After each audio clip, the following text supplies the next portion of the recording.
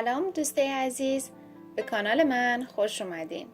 توی این ویدیو طرز تهیه کوکوی لوبیا سبز رو براتون آماده کردم. امیدوارم که خوشتون بیاد.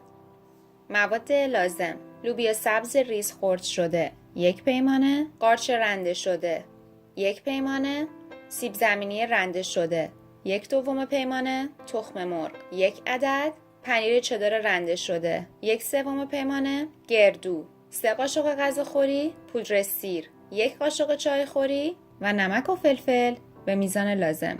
مقداری روغن داخل یک تابه ریختم، اون رو روی حرارت ملایم گاز گذاشتم و قارچ ها رو بهش اضافه میکنم. سیب زمینی و لوبیای سبز رو داخل تابه میریزم و مواد رو خوب تفت میدم.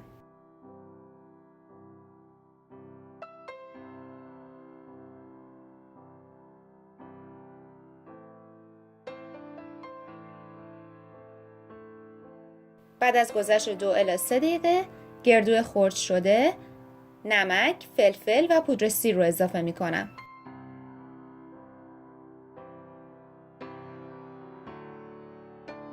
حرارت رو خاموش کرده مواد رو میذارم کنار تا کمی خنک بشن.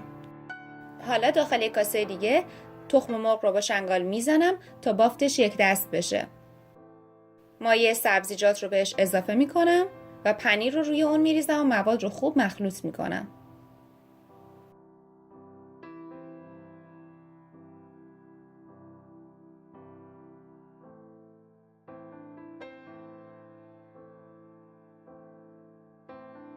یک سینی فر انتخاب کردم، داخل اون رو فل گذاشتم، مواد رو قالب میزنم و سینی رو به مدت 45 دقیقه داخل فر با دمای 180 درجه سانتیگراد قرار میدم. شما اگر دوست داشته باشین میتونین مقداری کنجد هم روی کوکوهاتون بریزید.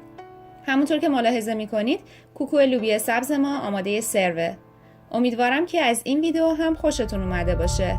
همچنین خوشحال میشم که این ویدیو رو لایک کنید، به اشتراک بذارید و سابسکرایب کرده و عضو کانال بشید.